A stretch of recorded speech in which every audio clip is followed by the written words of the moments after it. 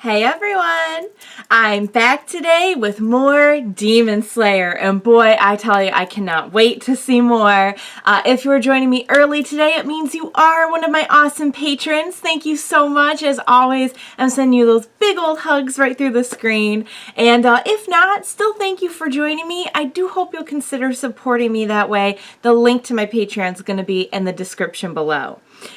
So last time on Demon Slayer, we had a couple of developments. So where we left it was they're in the middle of this mansion that apparently is owned by this demon that his power is to randomly rearrange the rooms and rearrange the whole house, which I'm guessing is to better serve him in attacking and devouring his prey. Oh boy, we've got Zenitsu, who we've gotten to know a little bit better over the last episode now. We had met him a few episodes back when Tanjiro had made it through the exercise, the exam, to become a demon slayer, and boy, we've gotten a lot more of Zenitsu and a little bit more insight into his personality in this past episode. I thought about it more after I stopped recording yesterday, and as much as Zenitsu is kind of stressing me out a little, it's such a good contrast to have him paired up with Tanjiro, because Tanjiro has this just purity and this calming presence, and even when he's distressed or riled, like he always has this presence that I don't even want to say calming. He's just he's determined, and it just feels like he has control of the situation. Even when he doesn't, like it feels like I feel safe watching Tanjiro, you know? Like I feel they really do a good job of getting across that he's a protector, and he's strong, and he has like good strategy, like we saw that a few episodes ago when he had to kind of strategize to defeat the arrow demon. So you know, I'll wrap up the rant about that, because now I feel like I'm kind of rambling, but it's such a good contrast to have someone like Zenitsu next to him, because I feel like Zenitsu in so many ways is like the opposite. Like even the way that he got into demon slaying, they went into it a little bit last episode, and he basically, it sounded like he got in a lot of debt, and it has something to do with that. And he now like is more or less forced to, and it's not so much like a noble protector's purpose like what we see with Tanjiro. He's on this quest to cure his sister, and he'll do anything to make sure she's okay. And so it is a really, really good contrast to have those two together. Totally different vibes from both of them. But we also briefly got to meet this new character who they referred to as like the boar, or the person with the boar head, wearing the boar or something.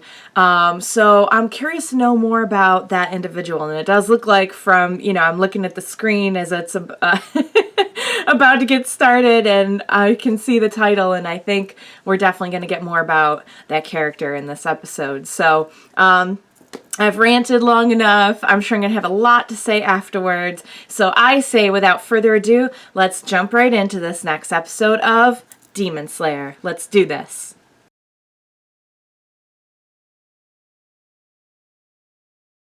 All right, you guys. Oh, that was so good. That end part just had me going. Just watching him, like, get in the zone and overcome. I'm gonna bottle that up and just like put it away somewhere in my mind and pull it out when I need like inspiration, and I need like strength to go on. I'm gonna use that.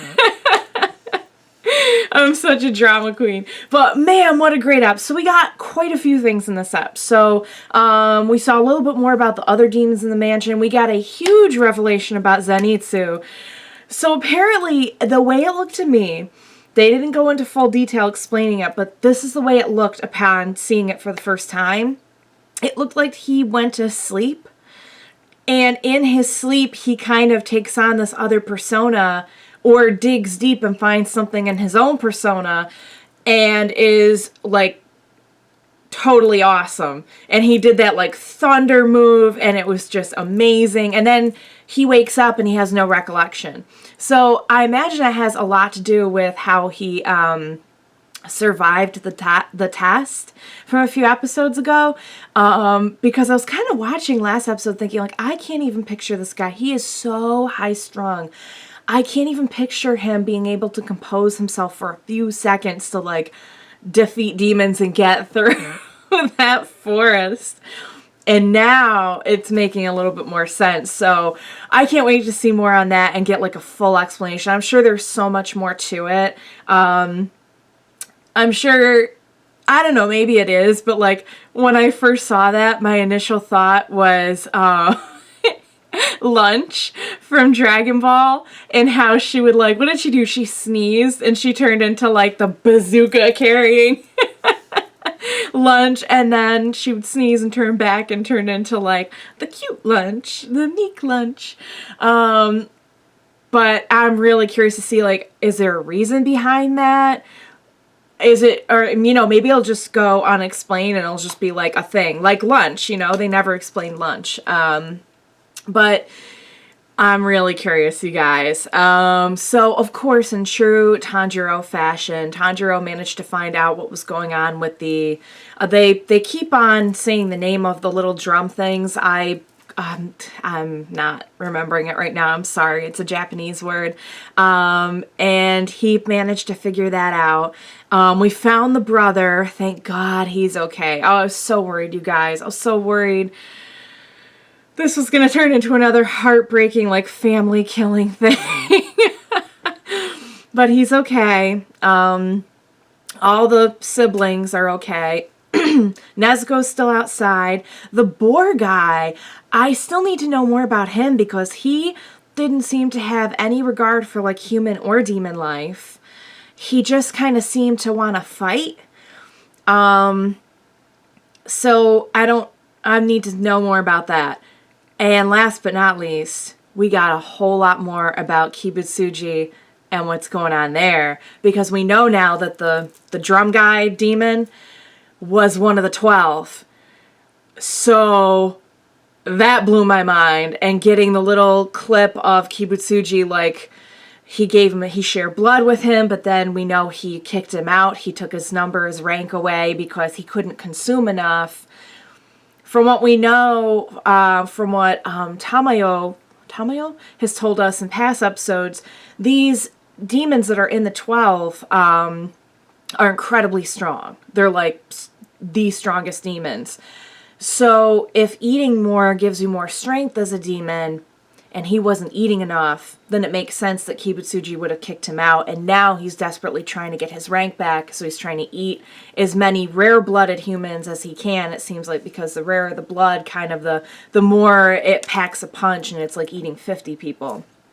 So we got a whole lot more about that, and now we actually know, like, what one of the 12... Have we seen any of the 12? I don't think we have, because we know the Arrow and the Tamari demon were not part of the 12. They thought they were, and then they weren't really. So they were pretty formidable. This guy is actually one of the 12. So I'm scared, but that end scene got me ramped up, and I know my boy can do it. I know he can handle this. Hopefully Zenitsu will fall asleep and come help him. Somebody knock Zenitsu out, please. Wow, great stuff. So again, like, we're just getting a little bit more like story every episode. It feels very natural the way it's all unfolding, and we're learning more and more. Great stuff, you guys. I cannot wait for more. Thank you so much for joining me today, and please join me next time. We'll watch more together and it'll be great. So I'll see you then. Bye, guys.